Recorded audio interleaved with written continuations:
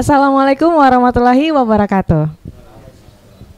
Selamat pagi Pradi semua. Saat ini Pradi sedang menyaksikan program Inovasi Tanpa Batas yang dihadirkan khusus sebagai sumber informasi mengenai apa saja yang sedang diupayakan oleh pemerintah kita saat ini dalam upaya menuju Kalimantan Utara yang terdepan. Saya Susan, inilah Respons Kaltara.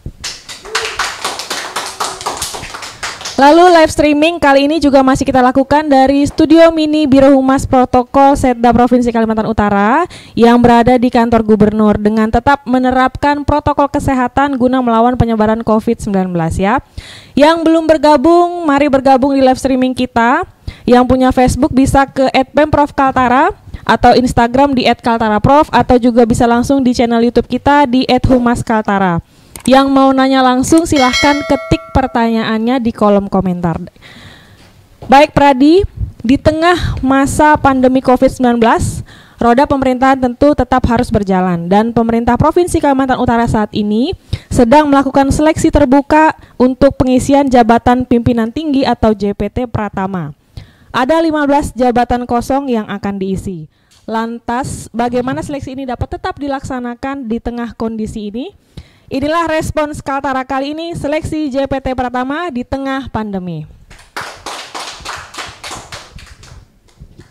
Dan untuk membahasnya, suatu kehormatan bagi tim, hari ini dapat bergabung menjadi narasumber, yakni Sekretaris Daerah Provinsi Kalimantan Utara, Dr. Haji Suryansyah. Selamat datang Pak. Ya, mohon izin Pak.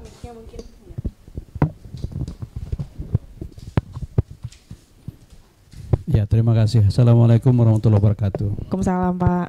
Sehat Pak? Sehat. Terima kasih sudah berkenan hadir hari ini. Baik. Yang berikutnya sudah mendampingi Bapak Sekprov, Kepala Badan Kepegawaian Daerah Provinsi Kalimantan Utara, Burhanuddin Esos MS. Selamat datang Pak. Ya, terima kasih. Sehat Pak Burhan? Siap. Sudah siap hari ini Pak ya? Siap. Terima kasih. Baik, selain narasumber kita, saya juga mau menyapa rekan-rekan media yang sudah bergabung di live streaming. Halo semua, jangan lupa jika ada pertanyaan silahkan sampaikan di kolom komentar ya. Dan tidak lupa juga Pradi yang bergabung melalui radio di Pelita FM Tanjung Selor, Kaltara FM Tanjung Selor, Pesona FM Tanjung Palas, dan Radar Tarakan-Tarakan. Selamat mendengarkan semuanya. Baiklah Pak, berbicara mengenai seleksi JPT nih Pak Sekda. Sebelum kita membahas lebih jauh, mohon izin. Nah, sebenarnya mengapa harus dilakukan seleksi terbuka? Apakah memang demikian prosedurnya atau ketentuannya? Bisa dijelaskan mungkin karena banyak Pradi yang mungkin belum memahaminya. Silahkan Pak. Terima kasih. Assalamualaikum warahmatullahi wabarakatuh. Yang sangat kami hormati rekan-rekan Pradi yang menyaksikan Respon Kaltara pada hari ini. Rekan-rekan media, khususnya kawan-kawan yang ada di studio Respon Kaltara, semoga sehat semua. Seleksi terbuka untuk jabatan pimpinan tinggi baik utama maupun madya dan pratama itu kita laksanakan karena memang mengikuti peraturan perundang-undangan yang ada. Jadi sejak Undang-Undang Nomor 5 2014 tahun 2015 tentang ASN sudah diamanatkan bahwa dalam rangka kita menciptakan pemerintahan yang bersih dan berwibawa atau good governance, dan dalam rangka untuk memberikan pelayanan yang terbaik, yang efisien, efektif dan berkualitas, dibutuhkan aparatur sipil negara yang profesional. Nah, untuk mewujudkan itu salah satunya adalah bagaimana kita untuk menempatkan seorang itu dengan cara yang baik. Nah, salah satu caranya adalah sesuai dengan ketentuan yang ada itu dilaksanakan dengan seleksi terbuka dan transparan. Oleh karena itu kita laksanakan seleksi terbuka ini karena sesuai ketentuan. Yang kedua, memang jabatan-jabatan kita yang ada sekarang ini ada beberapa yang sudah kosong karena mungkin ada yang mutasi-mutasi, juga ada yang pensiun dan bahkan yang akan pensiun. Dan juga ada yang menyesuaikan dengan peraturan pemerintah nomor 18 tahun 2016 ya, tentang perangkat daerah yang dirubah dengan PP 72 2019 tentang perubahan PP 18 tadi. Sehingga ada beberapa perangkat daerah kita itu yang berubah. Misalnya Biro Pembangunan itu menjadi 2, Biro Administrasi Pembangunan, dan Biro Pengadaan Barang dan Jasa. Nah, 2 perangkat daerah ini karena memang baru berdiri itu termasuk bagian yang dari kita akan isi, dan tata cara pengisiannya mengikuti dengan cara seleksi terbuka. Jadi memang kita mengikuti ketentuan yang ada. Dan dalam mekanismenya sesuai dengan peraturan yang ada, kita sudah menyampaikan kepada KSN untuk mendapatkan rekomendasi, dan juga dari Mendagri kita sudah diizinkan juga untuk melaksanakan proses seleksi terbuka ini. Dan sekarang sudah berproses. Kemarin adalah jadwal perpanjangan yang ditutup kemarin, sudah ada penutupan, dan tim pansel terutama sekretariat akan menseleksi administrasi dari seluruh pelamar. Jadi memang kita laksanakan sesuai ketentuan undang-undang dan kebutuhan kita. Baik. Seperti itu, Mbak. Ya, baik, terima kasih Pak Sekprov. Lalu ini pendaftarannya seleksi terbuka dan sudah dibuka sejak 15 Juni, betul ya Pak ya? Nah, kira-kira dalam beberapa hari ini proses apa nih Pak yang sedang dilaksanakan? Ya, waktu pengumuman yang pertama kali kita laksanakan itu dari beberapa 15 OPD, ada 6 OPD yang pelamarnya kurang dari 3 orang. Jadi sudah ketentuan dari Permenpan ya, nomor 15 2020 16 ya. Ya, yang mengatur tentang seleksi terbuka di masa pandemi. Ya, diatur tentang jadwal waktu, kemudian juga syarat-syarat untuk pelamar. Jadi di situ diatur. Biasanya kita 15 hari pengumuman pertama kali, ini dipersingkat karena pandemi, jadi hanya 5 hari. Dan dari 5 hari itu 6 OPD belum cukup pelamarnya, sehingga diperpanjang 3 hari. Kemarin terakhir, dan hari ini mulai bertugas sekretariat pansel untuk menyeleksi apakah administrasi pelamar ini memenuhi syarat atau tidak. Oleh karena itu, karena kita sesuai dengan ketentuan, dalam waktu nanti sudah dijadwalkan akan ada rapat pansel untuk menentukan kawan-kawan kita yang pelamar ini siapa yang lolos administrasinya. Setelah itu baru masuk ke tahap berikutnya. Seperti itu, Mbak. Baik, terima kasih Pak. Kita ke Pak Burhan. Izin Pak Burhan. Pak, dengan melihat potensi SDM ASN yang ada di lingkungan Pemprov Kaltara nih, seperti kepangkatan dan golongannya, apa masih cukup Pak untuk mengisi jabatan-jabatan yang kosong ini? Setelah proses pendaftaran ini dilaksanakan, sejauh ini bagaimana yang bisa dipantau Pak? Ya, terima kasih Mbak Susan. Kalau dari sisi kepangkatan, karena itu salah satu persyaratan dari sisi kepangkatan. Secara kuantitas itu terpenuhi, namun secara kualitas ya kan nanti ada klasifikasi, maksudnya ada persyaratan lain yang ditentukan. Jadi itu. Baik, terima kasih Pak. Kemudian kalau memang begitu, apakah memungkinkan nih Pak di tengah proses kedepannya ada kesempatan untuk ASN dari luar Pemprov misalnya yang diizinkan untuk mengikuti seleksi terbuka ini, atau memang sudah ditutup sampai di sini saja? Terima kasih Mbak Susan. Sebagaimana di Undang-Undang Nomor 5 juga tahun 2014 tentang aparatur sipil negara maupun secara konstitusional, amanat Undang-Undang 45 ya kan, itu diperbolehkan untuk semua pegawai ASN, sekali lagi bukan ASN ya, pegawai ASN itu ikut berkompetisi atau berpeluang untuk mengikuti seleksi terbuka. Nah, Pak Gubernur juga sudah membijaksanai bahwa untuk seleksi terbuka itu kita buka seluas-luasnya, tidak membatasi, sebagaimana amanat Undang-Undang Nomor 5 Tahun 2014 tentang aparatur sipil negara dan amanat konstitusional juga demikian. Mungkin itu. Baik. Kemudian Pak, tadi Pak Sekda juga sudah sedikit menjelaskan, ternyata di tengah kondisi pandemi ini waktunya dipersingkat Pak ya untuk membuka pendaftaran. Memang seperti itu Pak ya? Hanya berapa hari tadi Pak? 5? Ya, terima kasih Mbak Susan. Sudah jelas ya di surat edaran Menpan RB nomor 52 tahun 2020 tentang pelaksanaan pengisian jabatan pimpinan tinggi secara terbuka dan kompetitif, bukan terbuka saja, tapi kompetitif di lingkungan instansi pemerintah dalam kondisi kedaruratan kesehatan masyarakat COVID-19.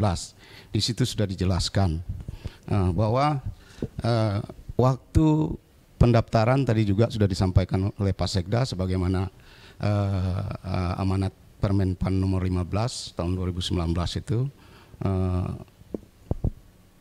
15 hari ya kita buka tadi. Nah, untuk situasi dalam kondisi pandemik ini kita hanya membuka 5 hari pertama. 5 hari pertama. Jika dalam 5 hari pertama itu tidak terpenuhi batas minimal 3 orang pelamar, maka untuk kita masing-masing untuk masing-masing jabatan yang sudah kita tawarkan, maka kita lakukan perpanjangan untuk 3 hari berikutnya. Dan kebetulan kemarin batas terakhir untuk perpanjangan 3 hari, dan itu nanti kita di sekretariatan akan merampungkan semua secara administrasi, dan itu nanti sebagai bahan untuk dirapatkan dalam panitia seleksi. Nah, nanti baru diputuskan siapa-siapa saja yang memenuhi persyaratan secara administratif. Nah, ini masuk tahapan seleksi administrasi. Nah, itu kita melakukan semua kriteria-kriteria yang tertuang dalam persyaratan. Itu kita bahas di dalam tim pansel. Setelah itu nanti baru kita umumkan siapa-siapa saja dari 15 jabatan yang kita tawarkan nanti bagi mereka yang sudah memenuhi syarat akan lanjut di tahap berikutnya. Demikian. Oke, baik Pak. Ya, silakan Pak. Ada pertanyaan menarik tadi itu. Apakah para pegawai kita yang berada di luar Kalimantan Utara berkesempatan untuk bisa mengikuti seleksi ini? Jadi sesuai dengan ketentuan yang ada dan arahan Pak Gubernur, karena Pak Gubernur kita sangat komit untuk melaksanakan seleksi terbuka ini dengan cara yang baik, sangat terbuka kepada semua orang yang memenuhi syarat. Jadi bahkan pengumuman kita itu sudah disampaikan secara nasional juga melalui media Indonesia. Untuk Kalimantan kita sudah juga melaksanakan melalui, kalau tidak salah, kalau tim pos ya, termasuk media lokal. Jadi ini tidak ada kita memprioritaskan. Jadi ini terbuka kepada semua orang. Semua mempunyai kesempatan yang sama. Seperti itu, Mbak. Ya. Baik, walaupun mungkin ada keinginan untuk putra daerah sendiri, tapi ini dalam hal ini Pak ya, untuk secara nasional ini dibuka untuk umum Pak ya. Baik, terima kasih. Pak Burhan, ada beberapa pertanyaan. Ada beberapa pertanyaan yang sudah masuk, tapi mungkin nanti setelah break baru kita bahas, tapi bisa dijelaskan sedikit Pak, syarat-syaratnya apa saja sih Pak untuk mengikuti seleksi terbuka ini? Kemudian tim pengujinya atau panitia seleksinya ini dari mana saja Pak yang dilibatkan? Mungkin itu bisa diceritakan sedikit kepada pradi kita. Ya, kalau persyaratan mungkin sudah umum ya, sejak dulu ada 7 persyaratan umum. Baik. Dan kurang lebih 14 persyaratan khusus. Baik. Nah, itu sudah kita umumkan juga di media ya, secara luas. Jadi bisa dilihat di situ. Selebihnya coba apa tadi? Kemudian tim pengujinya Pak. Oh, tim penguji. Ini dilibatkan dari pihak mana nih Pak? Itu bukan tim penguji ya, panitia seleksi ya. Iya. Panitia seleksi. Itu memang sudah diatur. Baik di Permenpan RB nomor 15 tahun 2019. Di situ juga sudah tertuang dan diatur. Jadi untuk internal itu 45%. Selebihnya itu eksternal. Baik. Mereka terdiri dari unsur-unsur akademisi, baik. Dari profesi dan profesional dan birokrasi. Ada dari luar daerah juga Pak? Ya. Ada? Ya, dari internal itu tadi. Baik. Sisa dari 45% internal kita, selebihnya itu eksternal. Nah, itu dari akademisi. Jumlahnya kira-kira ada berapa? Ya? Jumlahnya kira-kira ada berapa? Kita sekarang sesuai dengan yang sudah di SK-kan, kita 7. Harus baik. ganjil. Jadi dia minimal 5, maksimal 9. Maksimal 9, baik. Nah, kita ambil di tengah-tengahnya 7. Ya, baik. Ada 4 dari luar, kita 3 dari internal kita. Salah satunya ini Pak Sekda selaku Ketua Pansel. Baik, siap. Ya, terima kasih Pak Burhan. Ya, kalau gitu Pak Adi jangan kemana-mana, kita jeda sesaat, tetap di Respons Kaltara.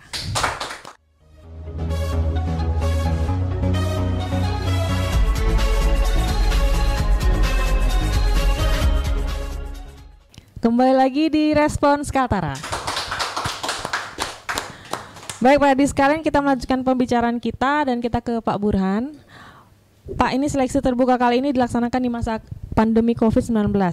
Adakah ketentuan-ketentuan atau kebijakan yang berbeda dalam seleksi terbuka pengisian kali ini? Atau sama saja dengan seleksi biasa?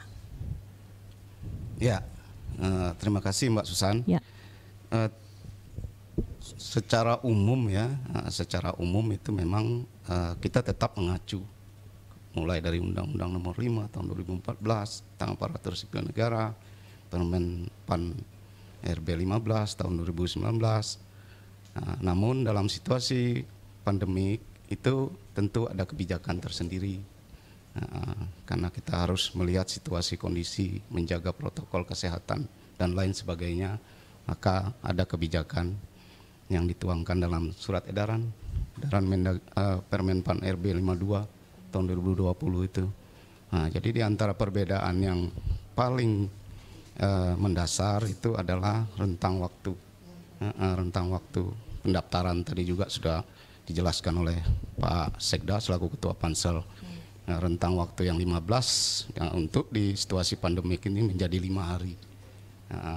Dan rentang waktu perpanjangan itu ada 1 minggu yang terdahulu, yang dalam kenormalan ya, sekarang menjadi 3 hari. Itu salah satu perbedaan yang paling mendasar. Nah, di persyaratan lain juga ada. Persyaratan lain kita menyesuaikan. Contoh di persyaratan terkait dengan hukdis, nah, hukuman disiplin. Jadi kalau dulu kan hukuman disiplin itu langsung mengikuti PP 11 tahun 2017. Jadi hukdis sedang itu mau sedang ringan, sedang berat itu tidak berkesempatan untuk mengikuti seleksi terbuka. Ditutup peluangnya. Nah, namun dalam kebijakan lainnya ya kan, itu disepakati dan hasil koordinasi kita juga sama lembaga pengawasan ya, dalam hal ini KSN, itu untuk hukdis sedang, untuk hukdis itu yang dalam proses saja yang tidak boleh gitu. Nah, jadi kecuali yang sifatnya extraordinary ya, krim, yang itu hukdis berat, dalam hal ini kejahatan yang luar biasa, mungkin pengkhianatan terhadap negara, teroris, korupsi dan narkoba. Nah, itu memang hak-hak kepegawaian mereka ditutup untuk mengikuti peluang ini dengan beberapa catatan. Nah, kalau yang lainnya, kalau sedang itu berproses saja, masih dalam proses saja yang tidak boleh. Ketika mereka sudah menyelesaikan itu boleh, hak-hak kepegawaiannya akan kembali, termasuk mengikuti seleksi di JPT, baik itu JPT utama, madya maupun pratama. Nah, dalam hal ini kita melaksanakan yang JPT pratama. Nah, itu mungkin yang paling mendasar. Perbedaan itu Pak ya. Kemudian ya, dalam proses teknis pengumpulan mungkin berkas dan seterusnya ada yang berbeda atau bagaimana? Ya, tetap tatap muka seperti biasa? Ya, kalau dulu kita lakukan mendatangkan yang bersangkutan langsung ya, membawa berkas. Nah, sekarang kita via online bisa. Via online semua. Ya, jadi virtual ya, bisa apa istilahnya, daring ya. Ya. Dalam apa? Dalam jaringan ya. Ya, dalam jaringan. Jadi kita bisa menerima berkas-berkas melalui online. Artinya tidak ada kesulitan terlalu berarti sampai saat ini belum ada. Belum ada Pak ya, baik. Lancar-lancar saja, sampai saat ini lancar-lancar saja. Kira-kira kenapa harus diperpendek waktunya ya Pak? Ya. Kira-kira kenapa harus diperpendek waktunya ya? Tidak ada kekhawatiran bahwa itu nanti akan mengurangi kualitas? Ya, betul sekali. Betul. Saya rasa tidak. Karena semua kebijakan yang diambil oleh pemerintah itu sudah dipertimbangkan sedemikian rupa.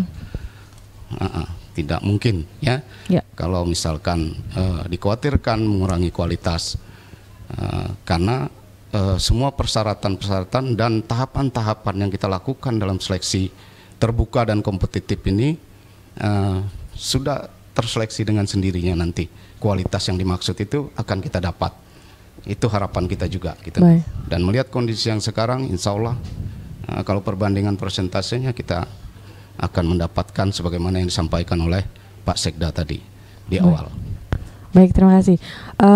Bapak, ini sudah ada beberapa pertanyaan yang masuk dari media sosial. Sebelum saya kembali ke Pak Burhan, mungkin Pak Sekda ini ada yang bertanya nih dari Tarakan, Lena. Kurang lebih sama tadi dengan pertanyaan yang saya sampaikan ke Pak Burhan. Dengan rentang waktu yang cukup singkat karena adanya COVID-19 ini, apa bisa menjamin bisa mendapatkan figur pengampu jabatan tinggi Pratama yang punya kapabilitas dan kemampuan sesuai jabatannya, atau hanya sekedar menjalankan aturan secara formalitas saja? Itu menurut Bapak bagaimana katanya? Iya, terima kasih kepada Ibu Lena ya, di Tarakan ya, yang sudah menyampaikan pertanyaannya kepada kami. Pertama, bahwa aparatur sipil negara itu punya kewajiban untuk melaksanakan undang-undang, peraturan-peraturan kita. Karena saat pertama kali kita jadi pegawai negeri, jadi CP, begitu akan jadi PNS, kita sudah dilantik dan disumpah di dalam sumpah dan pelantikan kita itu bahwa kita akan mentaati semua peraturan perundang-undangan yang berlaku, termasuk kami sebagai Pansel, sebagai ketua Pansel. Saya melaksanakan aturan. Jadi aturan seleksi kita yang kita laksanakan ini adalah berpedoman kepada Permenpan tadi yang 52 itu tahun 2020. Tentu waktunya memang kalau dibandingkan yang kemarin lebih singkat. Tapi sampai disampaikan Pak Burhan tadi bahwa SE ya itu ya. SE itu tidak kujuk-kujuk tiba, pasti juga dibahas di tingkat pusat, sehingga disimpulkan waktunya hanya 5 hari untuk pengumuman awal dan perpanjangannya 3 hari, dan sudah saya akan dipertimbangkan. Dan mengenai apakah kita bisa menjaring semua orang, nah ini saya kembalikan kepada kita sebagai aparatur sipil negara, sebagai PNS. Ini zamannya sudah zaman teknologi tinggi. Jadi seyogyanya para penyelenggara tidak boleh ketinggalan informasi, termasuk dalam pengambilan karir ketika ada pengumuman seleksi terbuka.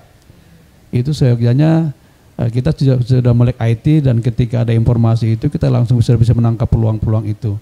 Jadi saya yakin dengan kemajuan teknologi kita bisa ikuti, dan kita begitu mendapatkan informasi ada pengumuman seleksi terbuka, silakan yang punya potensi dan kemampuan untuk memiliki jabatan itu kita persilakan. Yang berikutnya mengenai kualitas dari orang-orang yang akan duduk di jabatan itu.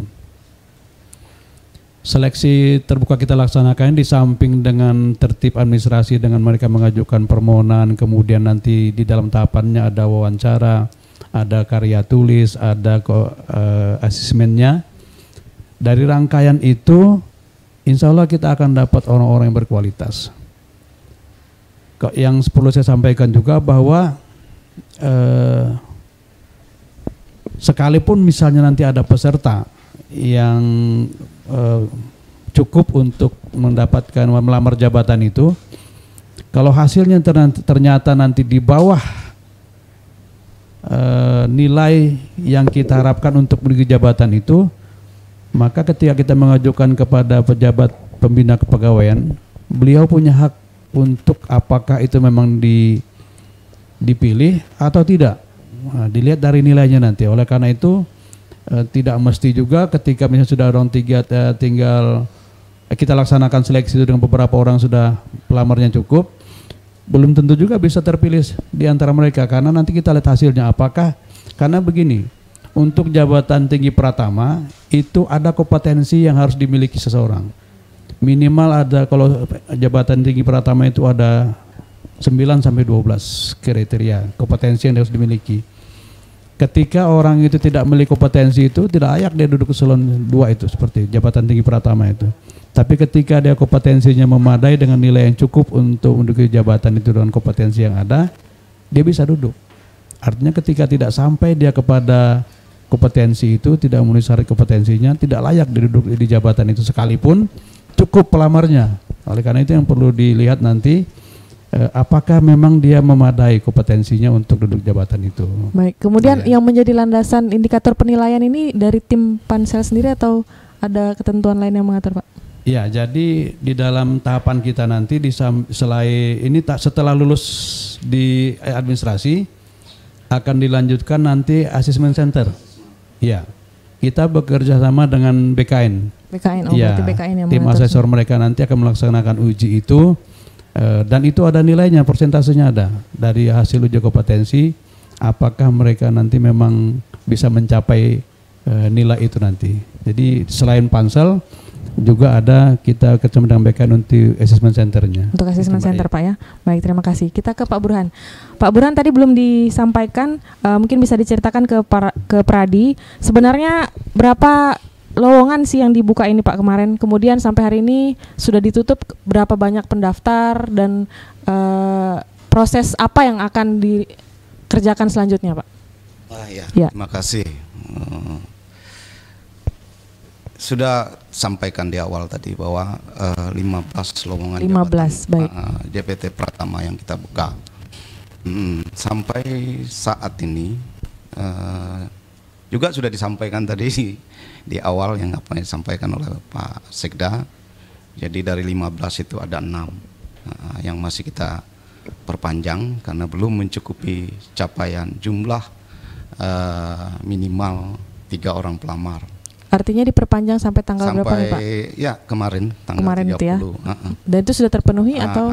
Jadi kita belum bisa memutuskan sekarang karena nanti akan kita rapatkan Pak di begitu. pansel. Baik. Nah ini masalahnya kita kan kalau besok mungkin baru bisa terjawab. Baik.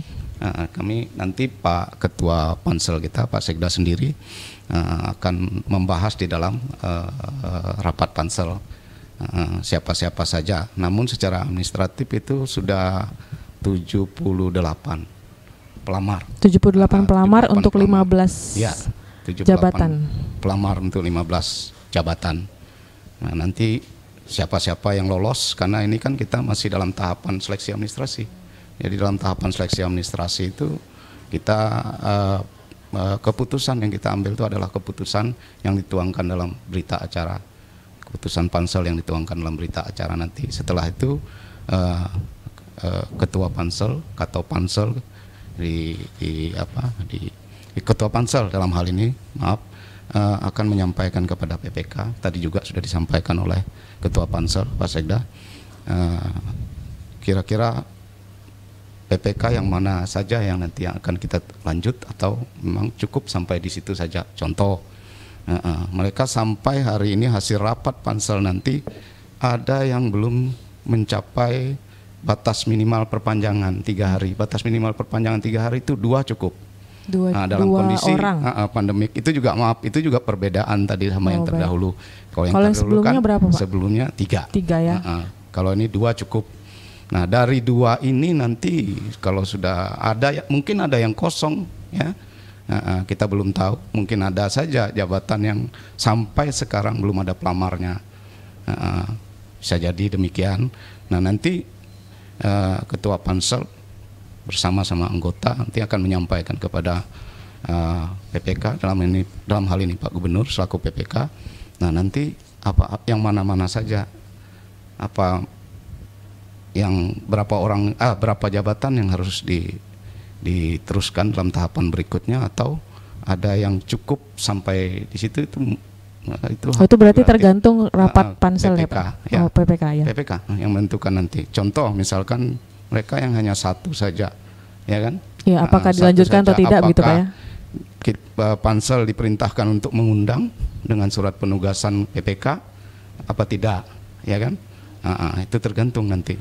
Baik. Kalau Pak Gubernur melihat dari semua kriteria yang ada mungkin ya kan tidak mungkin untuk dilanjutkan maka cukup sampai di situ dan nanti kita akan umumkan apa-apa aja hasil dari apa yang disampaikan keputusan yang disampaikan oleh PPK. Tapi pastikanlah karena Gubernur kita ini sangat bijaksana, tentu ada solusi terbaik, itu kami yakini. Saya sebagai kapasitas kepala BKD, saya meyakini itu. Bahwasanya ada pertimbangan, ada kebijakan yang terbaik dari Pak Gubernur. Sepengetahuan kami seperti itu.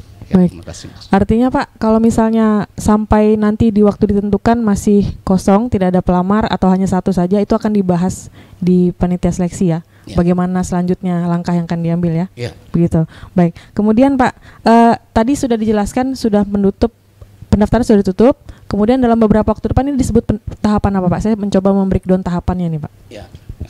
Tahapan berikutnya adalah uji kompetensi. Uji kompetensi. Setelah itu melalui asesmen tes. asesmen tes.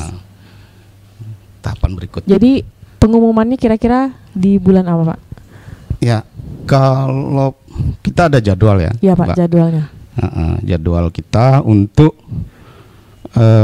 penilaian potensi dan kompetensi melalui asesmen tes itu perpanjangan kita sampai 9 sampai 17 Juli 2020. 9 sampai 17 Juli. Perpanjangan. Ya, bukan perpanjangan. uji.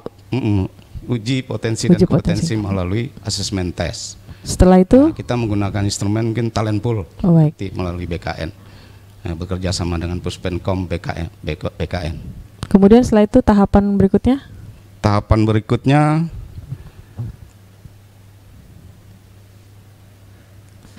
rekam jejak. Rekam jejak Pak ya masih. Rekam jejak, penilaian rekam jejak. Setelah itu baru penilaian pengumuman? makalah, presentasi makalah. dan wawancara. Tahapannya masih panjang Ya Pak masih ya? panjang, ada 4 tahapan tadi. Berarti kira-kira di Agustus atau Ya 17 prediksi kita di 17 Agustus 17 Agustus 2020 selesai. Hari kemerdekaan Pak ya? Sudah kita akan mengumumkan pengumuman akhir dan penyampaian kepada PPK. Baik. Kira-kira di bulan Ya. Agustus tanggal 17. Agustus lah. Ya. Ya kami perkirakan itu 17 pas hari kemerdekaan 17 Siap. Agustus 2020. Ya, terima Insya kasih. Allah rampung. Ya, terima kasih Pak Baran. Kemudian Pak Sekda ini ada pertanyaan lagi Pak, izin. Tony, ada stigma ini Pak, terkesan sudah diatur orang-orangnya dan hanya terkesan formalitas ini pemilihannya katanya begitu. Itu kira-kira menurut Bapak bagaimana? Iya, saya terima kasih kepada Pak Tony yang sudah memberikan mungkin juga pertanyaan, mungkin juga statement ya. Saya yakinkan itu tidak ada. Ya, karena kami Pansel ini sangat profesional, dituntut untuk profesional, mempertaruhkan jabatan. Jadi kami dari instansi pemerintah Pemprov Kaltara 3 orang karena 45% dan 50% itu kalangan akademis dan profesional. Jadi mereka juga mempertaruhkan jabatan.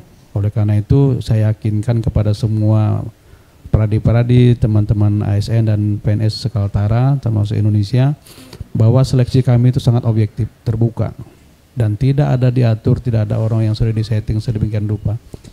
Kalau misalnya memang ada diatur, saya yakin kemarin tidak ada perpanjangan. Kalau misalnya ada 6 jabatan sampai tidak cukup itu bagaimana kalau itu diatur misalnya, kan tidak mungkin. Oleh karena itu saya yakinkan bahwa ini sangat objektif dan tidak ada settingan siapa-siapa yang sudah direncanakan untuk jabatan itu. Saya terima kasih Mas Tony karena sudah menyampaikan pertanyaan dan statement ini. Tapi saya yakinkan kepada kita semua bahwa kami sangat objektif dan menjaga dan mempertaruhkan semua jabatan kami di Pansel untuk pekerjaan ini. Baik, terima kasih. Tapi Pak, kira-kira mengapa masih kosong ya Pak? Apa orang-orang tidak tertarik untuk mendaftar di sini di pemerintahan kita atau memang tidak berani atau bagaimana Pak ya? Ya, itu memang terpulang kepada para PNS kita. Ini sebenarnya kita juga sudah mengharapkan kepada para PNS kita untuk ada jiwa untuk bisa bersaing berprestasi ya. Jadi memang sebelum-sebelumnya zaman-zaman kita mungkin dulu ya, karena sudah berbeda dengan zaman reformasi ini. Kalau dulu biasanya kita kalau disuruh ikut berkompetisi agak sungkan. Ya, tapi begitu dipercaya siap bekerja. Nah, itu zaman kita seperti itu dulu. Nah, sekarang karena sudah zaman reformasi, tuntutan akan pelayanan publik semakin baik, sehingga untuk menduduki jabatan itu diperlukan seleksi. Nah, budaya kita untuk ikut berseleksi inilah yang kita tumbuhkan di kalangan PNS, bahwa untuk menduduki jabatan itu perlu seleksi dan budaya kita untuk bersaing dengan objektif itu dibutuhkan. Nah, tunjukkanlah sekarang dengan jiwa kita bersaing objektif itu. Kita akan menduduki jabatan itu, kita akan menjadi orang-orang berkualitas. Ya, Mbak. Terima kasih Pak. Kemudian lagi Pak, dari Elianus di Krayan nih Pak, jauh nih Pak. Kenapa harus seleksi terbuka untuk JPT, bukankah ada job fit? Bagaimana dengan mekanisme job fit Pak katanya? Terima kasih, salam hormat saya untuk rekan-rekan di Krayan. Krayan, ya. Alhamdulillah bisa memonitor kita dari Tanjung Selor ya. Jadi memang untuk jabatan yang kita seleksi terbuka ini, itu memang sudah ada SE dari Menpan tadi. Untuk jabatan-jabatan kita yang ada sekarang ini, yang kebetulan memang kita sudah mendapatkan rekomendasi, itu adalah dengan seleksi terbuka. Sebelumnya kita sudah ada job fit, ya, dan itu mendapat rekomendasi. Dan untuk yang jabatan ini kita laksanakan dengan seleksi terbuka. Jadi kalau job fit itu umumnya dilaksanakan hanya untuk merotasi, tetapi ada juga kompetensi tetap di situ. Apakah dia layak di jabatan itu untuk teman-teman yang sudah duduk eselon 2. Nah, kalau yang sekarang ini kita memberikan kesempatan kepada para rekan-rekan yang eselon 3 yang duduk di jabatan administrator untuk bersaing menduduki jabatan eselon 2 atau jabatan tinggi pertama itu. Kalau job fit itu hanya perputaran teman-teman yang sudah duduk di JPT. Ini memberikan peluang kepada teman-teman yang di administrator untuk bisa menduduki jabatan tinggi pertama tadi. Seperti itu ya. Baik, semoga dari Krayan ini bisa Pak ya menerima semua jawaban yang disampaikan. Terima kasih Pak. Kita ke Pak Burhan. Pak Burhan, ini ada yang mau tahu nih jabatan apa saja yang masih kurang pelamarnya Pak? Mungkin bisa disampaikan yang masih kurang nih apa? Siapa tahu masih terbuka nanti waktu tiba-tiba kan datang pelamar lagi gitu Pak. Ya, terima kasih Mbak Susan, pertanyaan yang bagus. Tadi saya juga apa yang disampaikan oleh Pak Sekda selaku Ketua Pansel tadi sangat mewakili semua ya, dari semuanya pertanyaan-pertanyaan dengan jawab dengan komprehensif. Bukan kurang peminat ya, mungkin karena kondisional sifatnya ini, karena kondisi COVID ini memang sangat membebani ya, bukan dari semua pertimbangan para pegawai ASN itu ikut berkompetisi. Jadi untuk sementara ini sebelum rapat ya, kalau rapat pansel nanti itu sudah final kita umumkan. Untuk sementara ini yang bukan kurang peminatnya ya, masih belum mencukupi jumlah 3 orang pelamar, minimal untuk perpanjangan ini 2 orang. Salah satunya antara lain itu asisten 2, rumah sakit yang direktur rumah sakit sampai saat ini,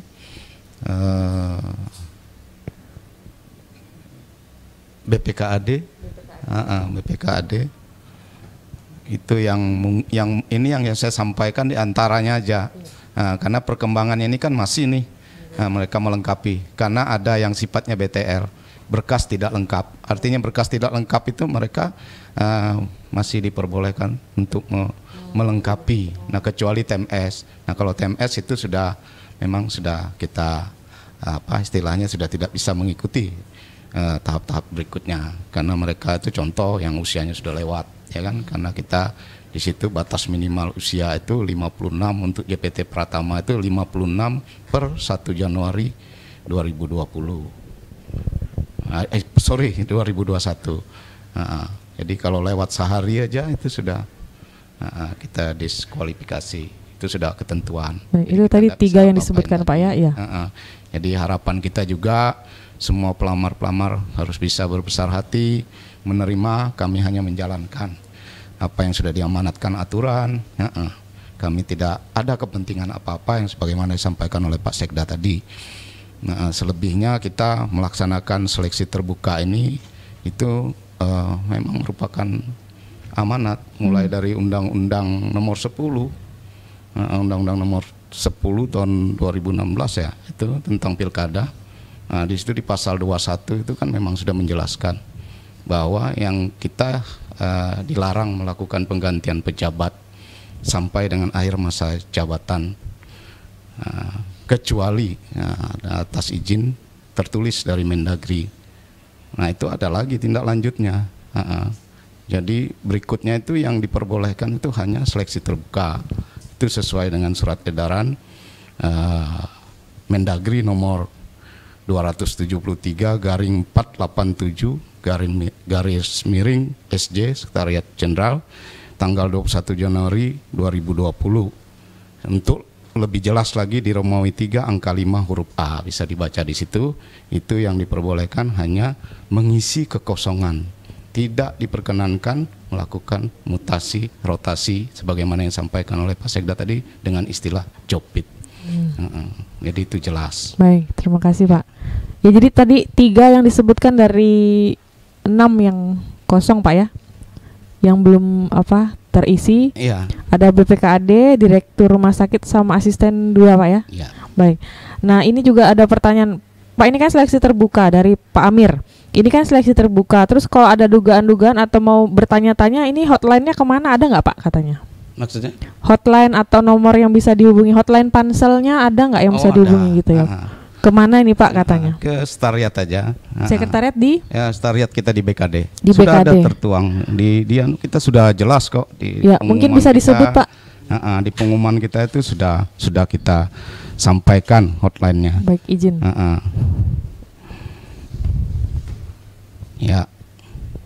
Baik, jadi Pradi yang mau bertanya bisa langsung ke Badan Kepegawaian Daerah ya. Jalan Rambutan di Gedung Gadis lantai 2. Betul Pak ya? Gedung Gadis lantai 2, silakan ke sana. Kalau hotline-nya belum ada Pak ya. Jadi ini langsung datang ke kantor begitu. Sekretariatnya begitu Pak ya. Kalau telepon tidak ada Pak ya? Ya, telepon sudah ada ya. Telepon juga ada. Sudah ada. Oh ya ada. Cuman mungkin di sini Di perpanjangan itu mungkin sudah ada. Baik Pradi, lebih baik disampaikan langsung ke kantor sekretariat saja supaya lebih jelas pertanyaan yang akan disampaikan dan jawabannya langsung mungkin nanti bisa langsung didapat. Bisa langsung ke Kepala BKD juga. Oh ya, Kepala BKD Pak ya. Saya siap untuk menjawab. Baik. Dan berikutnya sambil menjawab pertanyaan ini Pak, dari rekan-rekan media, Koran Kaltara, Rizky ini Pak Sekda. Tadi berapa pendaftar yang masuk dan berapa dari internal Pemprov dan berapa dari luar? Mungkin nanti bisa dibantu sama Pak Burhan. Kemudian shelter dalam tahap pilkada kadang disebut syarat politik nih Pak. Mohon penjelasannya. Nah itu. Ya, terima kasih. Nanti kalau mengenai pelamar dengan OPD-OPD yang mana saja yang sudah terdata, nanti silakan Pak Burhan bisa menjelaskan. Ya, ini memang orang selalu menghubungkan karena kebetulan kegiatan shelter kita dilaksanakan menjelang pilkada. Kalau saya sebagai sekda, kemudian juga sebagai pansel, tidak melihatnya ke sana. Saya melihatnya bahwa dalam rangka penyelenggaraan pemerintahan dibutuhkan birokrasi yang bekerja cepat. Nah, bagaimana birokrasi bekerja cepat ketika aparatur sipil negaranya itu misalnya kepala dinasnya tidak ada atau tidak ada yang memanage perangkat daerah itu. Nah, kebetulan kita menjelang pilkada ini ada perangkat daerah yang kosong, yang ditinggalkan pejabatnya. Kemudian ada karena Jobit kemarin, jadi Jobit kemarin itu ada misalnya Dinas Lingkungan Hidup ya, contoh ya, itu pada bulan Mei kemarin pensiun. Itu kan tidak mungkin kosong kepala dinasnya. Kemudian juga ada memang yang karena mutasi ke tempat lain jadi kosong. Kemudian juga ada beberapa bulan kemudian akan pensiun. Serta ada pengaturan perangkat daerah membentuk OPD baru, misalnya Kepala Biro Perbatasan jadi Badan Perbatasan yang berbeda eseloneringnya. Sehingga yang semula ada eselon 2B kepala biro jadi kepala badan eselonnya 2A. Jadi itu termasuk yang kita seleksi terbuka. Ada beberapa perangkat daerah yang orangnya pensiun, orangnya pindah, dan pengaturan perangkat daerah baru. Sehingga agar pelayanan birokrasi, pelayanan publik kita berjalan dengan baik, perlu dimanage oleh seorang kepala perangkat daerah di situ. Nah, dalam rangka itulah kita laksanakan seleksi terbuka dan itu pun mengikuti aturan. Kita sudah mendapatkan rekomendasi dari KSN, mendapatkan juga persetujuan dari Mendagri. Jadi kalau ada menghubungkan itu mungkin karena kebetulan momennya pas pilkada aja. Tapi kami dari karena kebutuhan organisasi, seleksi ini biasa-biasa aja kalau kami anggap. Tapi di situ juga kami di sisi lain harus objektif, harus bekerja dengan profesional. Karena kami mempertaruhkan jabatan kami, saya sebagai ketua pansel, juga sebagai sekda. Kemudian rekan-rekan juga ada dari perguruan tinggi, ada dari profesional. Tentu teman-teman pansel ini mempertaruhkan jabatan mereka. Jangan sampai seperti disinyalir tadi, kami yakin tidak ada seperti itu. Jadi ini murni memang karena kebutuhan organisasi, dan mengikuti aturan-aturan yang ada, Mbak. Ya. Baik. Ya begitu ya Mas Rizky jawaban dari Pak Sekda. Pertanyaan yang satu tadi Pak Burhan, berapa pendaftar yang masuk internal Pemprov berapa? Kemudian yang dari luar berapa? Adakah bisa disampaikan ke Pradi nih katanya? Dari yang sudah mendaftar. Dari yang sudah mendaftar ini kan masih berproses kita di Stariat. Nah, kita punya Stariat Pansel itu yang dikoordinir oleh Pak Denny selaku Kapitren Bank. Nah, kita nanti akan memutuskan jumlah. Tadi sebagai di awal saya sudah berbicara ya. Nanti kalau sudah dari hasil rampung semua permohonan yang masuk di Stariat kita, nanti akan disampaikan oleh Pansel akan membahas. Nah, kalau saya jawab sekarang takut ya, karena belum keputusan Pansel. Jadi kalau perkiraan aja, ada juga dari luar itu mungkin sekitar 4 atau 5 orang dari luar. Selebihnya itu dari dalam. Dari 78 yang masuk tadi Pak ya? Iya, dari 78 itu perkiraan kita ini sebelum rapat ya. Sebelum final rapat di Pansel itu kurang lebih 4 atau 5 yang dari luar. Yang dari luar. Baik, itu sudah terjawab. Terima kasih Pak. Ya. Kemudian dari Edsur Kirito, Pak Sekda, seleksi terbuka JPT Madya diharapkan menjaring sosok pembaharu, andal dan profesional. Nah, apakah pedoman penilaian itu dilakukan dengan penilaian real atau hanya berdasarkan hasil di atas kertas saja katanya Pak? Ini ada yang khawatir rupanya Pak.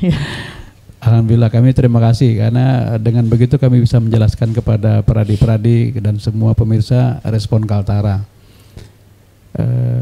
Ini sama semua se-Indonesia ya, tata cara seleksi terbuka ini. Tahapan-tahapannya itu sudah diatur sedemikian rupa, termasuk dalam tata cara penilaian. Jadi kami mengacu kepada pertama itu Permen 15 tahun 2019 ya, tentang pengisian jabatan tinggi pertama, dan SE dari Menpan tadi tentang penyelenggaraan seleksi terbuka di masa Covid. Di penilaian itu sudah ada kriteria dan tolak ukurnya. Nah, jadi tidak usah khawatir, kami dari birokrasi dan dari kalangan akademis dan profesional akan mengikuti aturan yang ada. Dan walaupun situasi pandemi Covid ini, kami di Pansel pun mengikuti protokol kesehatan ya. Kemarin kami rapat itu melalui pikon-pikon saja. Jadi tapi kita profesional aja dalam melaksanakan kepanitiaan kita ini. Kami juga menghormati teman-teman akademisi profesional. Kami juga melaksanakan tugas-tugas yang diamanatkan sesuai dengan ketentuan yang ada. Mengenai penilaian, saya yakin juga tidak di atas kertas karena nanti ada assessment center yang dilaksanakan oleh BKN. Itu sangat profesional dan objektif. Kedua juga kita nanti melihat wawancara yang kita laksanakan nanti dalam pendalaman. Makanya ini agak butuh waktu panjang nanti karena kita pendalamannya dengan sistem yang berbeda dengan kemarin. Kalau kita langsung dengan tatap muka langsung, mungkin kita nanti kalau protokol kesehatan kita dengan cara juga pikon. Jadi waktunya agak lebih panjang karena kita menginginkan mendapatkan pejabat yang ketika menuju jabatan itu nanti orang-orang yang profesional dan berkualitas. Itu Mbak. Ya. Baik, terima kasih Pak. Semoga begitu ya jawaban dari Pak saya, semoga diterima. Dan sepertinya sudah tidak ada pertanyaan yang masuk. Kita akan melanjutkan ke sesi berikutnya. Bapak jangan kemana-mana, tetap di Respons Kaltara.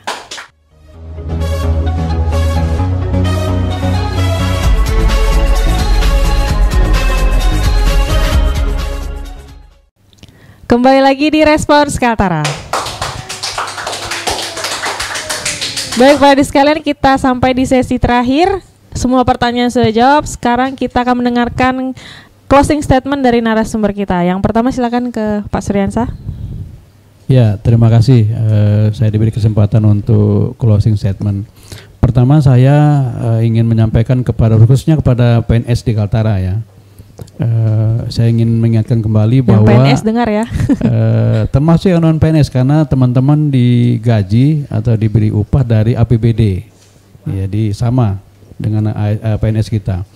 Pertama perlu dipahami bahwa PNS atau ASN itu fungsi dan tugasnya itu ada 3. Pertama, dia sebagai pelaksana kebijakan publik. Yang kedua, dia sebagai pelayan publik. Yang ketiga, sebagai pemersatu bangsa. Nah, yang kedua itu yang penting, pelayan publik. Jadi pelayan itu sebenarnya kalau bahasa kita di kampung itu kayak pembantu lah gitu. Jadi sebenarnya kita ASN, kita teman-teman yang PTT adalah pelayan. Siapa majikan kita, rakyat kita, masyarakat kita lah sebenarnya itu majikan kita, masyarakat yang harus kita layani. Nah, ya pelayan publik itu bukan hanya di tingkat pejabat-pejabat yang pelaksana, tapi juga sebagai pada pengawas, administrator, dan termasuk pimpinan tinggi Pratama tadi. Dia harus berjiwa melayani. Oleh karena itu saya ingin mengingatkan kepada seluruh kita ASN dan PNS Kaltara, mari kita menempatkan diri kita sebagai ASN yang menjadi pelaksana kebijakan publik, menjadi pelayan publik dan pemersatu bangsa. Berikutnya, mari kita bersama-sama menuju birokrasi yang berkelas dunia. Bagaimana kriteria birokrasi berkelas dunia itu? Dia harus diikuti oleh ASN atau PNS juga yang berkelas dunia. Nah, bagaimana kriterianya? Kalau saya kutip dari pendapat almarhum Pak Agus Dwianto, beliau pernah jadi Kepala LAN RI, paling tidak ada 5 kriterianya untuk menjadi ASN yang berkelas dunia itu. Artinya kita menjadi pegawai ASN yang profesional. Yang pertama, dia harus berintegritas. Berintegritas itu adalah dia patuh, disiplin, dan berkarakter, dan punya prinsip-prinsip. Yang kedua, dia profesional. Nah, karena kita ASN ini profesional, mari kita menjaga diri kita agar profesional bekerja. Tunjukkan punya kompetensi, kita bertanggung jawab. Yang ketiga, dia berorientasi publik, jadi berjiwa melayani. Yang keempat, dia bagaimana pelayan publik itu makin ditingkatkan. Mari kita berinovasi, mari kita berkreativitas. Kemarin kita menunjukkan misalnya pada tahun lalu kita ada si Pelandu Kilat. Tahun ini alhamdulillah kita masuk top 99 dengan dokter terbang. Yang terakhir kita dapat 2 lagi terkait dengan pelayanan publik, itu adalah inovasi kita di bidang pariwisata, bidang perhotelan dan PTSP. Itu bagian dari mana kita berinovasi di era pandemik. Yang kelima, bagaimana kita out of the box. Jadi kita tidak bisa lagi dulu seperti ini, dulu seperti tidak. Sekarang karena sudah kita zaman reformasi birokrasi, sudah zaman 4.0, sudah zamannya kita untuk out of the box, berpikir lebih luas, lebih jangka panjang seperti itu. Harapan saya mudah-mudahan seluruh ASN di Kaltara bisa menjadi kriteria pegawai yang berkelas dunia itu untuk memberikan pelayanan yang terbaik kepada masyarakat kita. Amin, amin. Ya. Baik, kita kasih aplaus untuk Pak Sekda. Terima kasih. Berikutnya closing statement dari Pak Burhan, silakan. Ya, terima kasih Mbak Susan. Harapan kami ya semua tahapan, ya, mulai dari tahapan seleksi administrasi, penilaian potensi dan kompetensi melalui asesmen tes, penulisan makalah, penilaian rekam jejak, presentasi dan wawancara, akhir itu dapat dilaksanakan sesuai dengan jadwal yang sudah kita tentukan. Dan semua jabatan-jabatan yang kita tawarkan itu dapat terpenuhi. Paling tidak ya persentasenya itu ya tidak, jangan sampai 50% ke bawah. Itu perhitungan kita secara persentase. Jika itu capaiannya sampai 50% ke atas, itu sudah bisa kita anggap itu sudah dalam kondisi pandemik itu sudah cukup baik. Itu aja harapan kami, dan semoga rangkaian ini dari semua rangkaian tadi tahapan itu berjalan dengan baik, dan semua yang terlibat pemangku kewenangan maupun pemangku kepentingan dalam hal ini dalam kondisi sehat-sehat semua dan bisa melaksanakan kewajiban dan tanggung jawabnya dengan baik. Mungkin itu saja. Baik, ya. Kita kasih aplaus seraya memberikan dukungan ya. Semoga semua proses seleksi bisa berjalan dengan baik. Demikianlah respons Kaltara kali ini. Sekali lagi terima kasih untuk kedua narasumber dan kepada seluruh pradi yang telah berpartisipasi. Mohon maaf jika ada kekurangan. Sekali lagi juga terima kasih untuk Sobat Pelita FM Tanjung Selor, Kaltara FM Tanjung Selor, Pesona FM Tanjung Palas, dan Radar Tarakan. Saksikan terus respon Kaltara setiap hari Rabu, juga program-program lainnya. Ada Reka Suara, Irianto Menjawab, Harian Giga, Cerita Darah, Humas Ghost to School, dan Kaltara Sepekan. Kami berharap semoga semuanya bermanfaat. Sekian, sampai jumpa. Wassalamualaikum warahmatullahi wabarakatuh.